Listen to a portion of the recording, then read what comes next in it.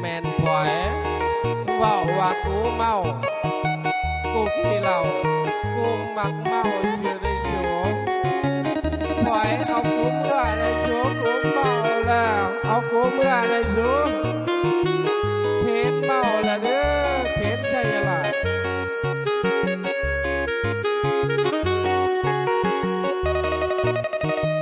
เห็นไสยราชอนุญาตเราเรื่องเมาติดนำเบอร์เล่าข่าวเรื่องสาวบอกกองเกี่ยวในแต่ละวันหัวจุ่มใส่กันกับเชียวในแต่ละวันหัวจุ่มใส่กันกับเชียวเมาและมาฟ้อนเกี่ยวลงลืมเชียวมาเป็นเมียในเศร้าปีก่อนลูกยังอ่อนเมียยังดีตกมาในปีนี้เมียที่ดีอารมณ์เชียเมามาเมื่อใดเมียว่าหายจนน้ำไหลเดียเมามาเมื่อใดเมียว่าหายจนน้ำไหลเดียสั่งมาโพดแทนเมียมีแต่ให้คืนบ้านเก่าบอกคอยเลิกเล่าเท่ากับตายจากเมียมักสองอย่างก็เลิกเสียเมียกับเรามักเท่ากันเห็นใจเลยนะแม่พันละยา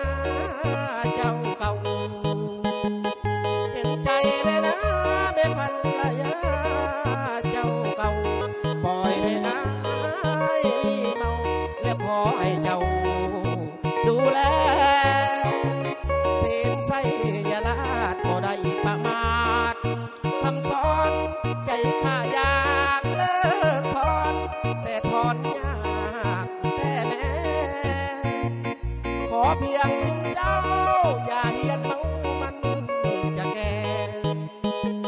ขอเพียงสุดเจ้าอย่าเฮียนเมามันจะแก่ให้คอยเมา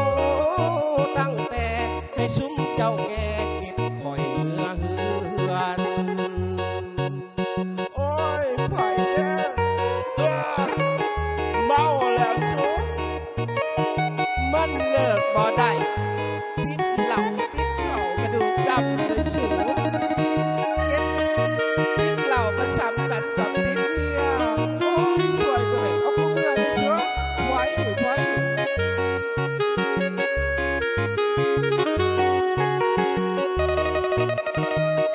บอกคอยเลิกเล่าเท่ากับตายจากเมียมักสองอย่างก็เลิกเสียเมียกับเรามักเข้ากันเห็นใจแต่นะแม่พันละยาเจ้าเก่าเห็นใจแต่นะแม่พันละยาเจ้าเก่าปล่อยให้อายเทมเมาแล้วขอให้เจ้าดูแลเทนไสยราชบ่ได้ประมาทคำสอนใจข้าอยากเลิกถอนแต่ถอนยากแท้แม่ขอเพียงสุดเจ้าอย่าเฮียนเมามันจะแก่ขอเพียงสุดเจ้าอย่าเฮียนเมามันจะแก่ให้คอยเมาตั้งแต่ให้ซุ้มเจ้าแก่เก็บคอยเมื่อเอากูเมื่อได้สูงเป็นไหวอยู่แก้มกูนี่